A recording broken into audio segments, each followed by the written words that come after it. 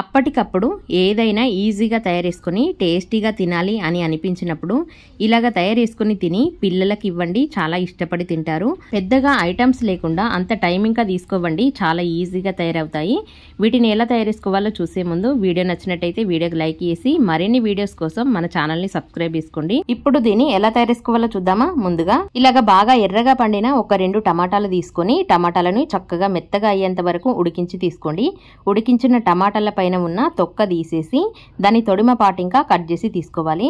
తర్వాత ఒక మిక్సీ గిన్నె తీసుకొని ఈ 2 టమాటాలని మిక్సీ గిన్నెలో వేసుకొని కొంచెం అంత ఉప్పు వేసుకోండి. సన్నపుప్పు అయితే తర్వాత అయినా వేసుకోవచ్చు, దొడ్డుప్పు కాబట్టి నేను మిక్సీ పట్టేటప్పుడే వేస్తున్నా. టమాటాలని మెత్తగా అయ్యేంత వరకు మిక్సీ పట్టి తీసుకోవాలి. మీరు వీలైనంత మెత్తగా మిక్సీ పట్టి తీసుకోండి. ఒకవేళ గింజలు దంగనట్టయితే జల్లెట్లో వేసి ఇలాగ జల్లించుకోండి. ఇక్కడ చూడండి ఇలాగ టమాటా గింజలు ఉంటాయండి, అందుకోసమని బాగా జల్లించి తీసుకోవాలి.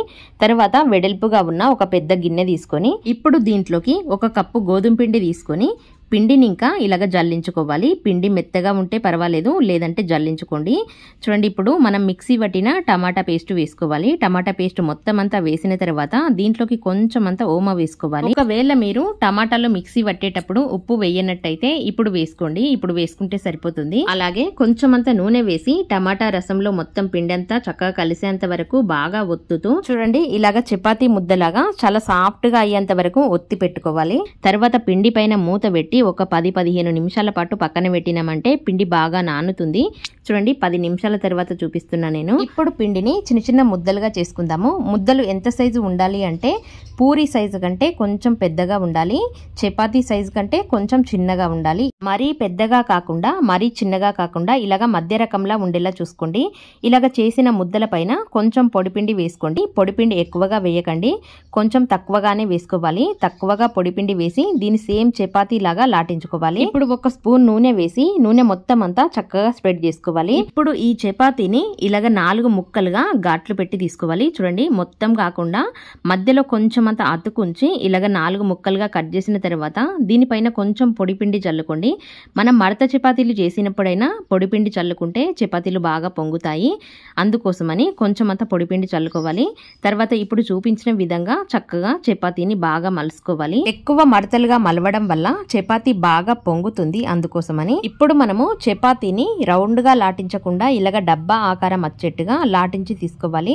ఇలాగే మొత్తం అన్ని లాటించి తీసుకోవాలి.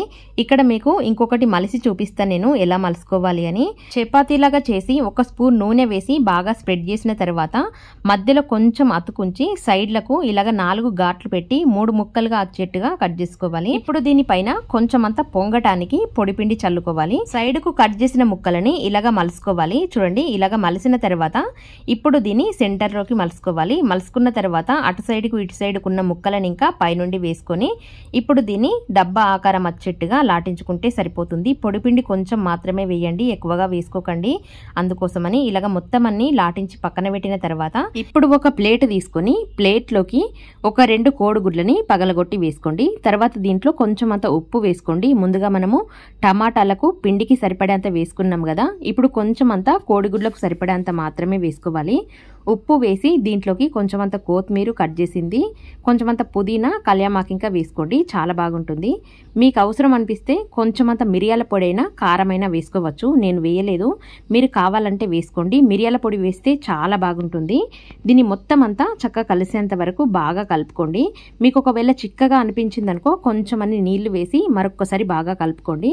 ఇప్పుడు మనం చేసిన చపాతీలు ఉన్నాయి కదా, చపాతీలని దీంట్లో చక్కగా ముంచిన తర్వాత కడాయి పొయ్యి మీద పెట్టి కొంచెం అంత నూనె వేసుకోవాలి. నూనె కొంచెం ఎక్కువగానే వేసుకోండి. ఇప్పుడు కోడిగుడ్డు రసంలో ముంచిన చపాతీని తీసుకొచ్చి కడాయిలో వేసి గ్యాస్ హై ఫ్లేమ్ లో ఉంచకుండా ఎక్కువ తక్కువ చేసుకుంటూ అవసరం అనిపిస్తే కొంచెం పైనుండి నూనె చల్లుకుంటూ దీన్ని చక్కగా వేపుకోవాలి. చూడండి ఇలాగా కళ్యామాకు, కొత్తిమీర మనము ఎగ్ లో వేసినాం కదా, దాన్ని కొంచెం తీసుకొని పైన వేసుకుంటే చూడడానికి ఎంతో కలర్ఫుల్ గా చాలా అందంగా ఉంటుంది. పిల్లలకైతే బాగా నచ్చుతుంది. ఇలాగా కలర్ఫుల్ గా ఉంటే పిల్లలకు బాగా నచ్చుతాయి కదా, అందుకోసమని. చూడండి పూరి లాగా ఎంత బాగా పొంగిందో కదా. ఒక్కోసారి మనకు పూరీలు ఇంకా ఇంత బాగా పొంగవండి, ఇవైతే చాలా బాగా పొంగుతాయి. పొంగడానికి నూనె వేసిన తర్వాత కొంచెం అంత పొడి పిండి ఖచ్చితంగా వేసుకోవాలి. మనం నార్మల్ గా చపాతీలు మడత చపాతీలు చేసినప్పుడైనా ఇలాగే మల్చేసుకొని కొంచెం అంత పొడి పిండి చల్లుకున్నామంటే ఇలాగ బాగా పొంగుతాయండి. చూడండి ఎంత బాగున్నాయో. ఒకసారి ఖచ్చితంగా ఇలాగ తయారు చేసుకొని మీకు ఎలా కుదిరింది అనేది నాకు కామెంట్ బాక్స్లో తెలియజేయండి. వీటిని ఇలాగే ప్లెయిన్గానైనా తినవచ్చు, లేదంటే కొంచెం టమాటా పచ్చడి వేసుకునైనా మామిడికాయ పచ్చడితోనైనా తినండి, చాలా బాగుంటాయి. ఈ వీడియో మీకు నచ్చినట్టయితే వీడియోకి లైక్ చేసి మరిన్ని వీడియోస్ కోసం మన ఛానల్ని సబ్స్క్రైబ్ చేసుకోండి. మన ఛానల్ పేరు ఏకే సరితా కుక్స్. నేను పెట్టే ప్రతి వీడియో మీకు నోటిఫికేషన్గా రావాలంటే గంట సింబల్ని ప్రెస్ చేయండి.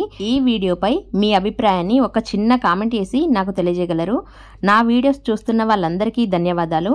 చూడండి, లాస్ట్ వరకు వీడియో చూసిన వాళ్ళు ఖచ్చితంగా లైక్ చేసి కామెంట్ చేయడం మర్చిపోకండి.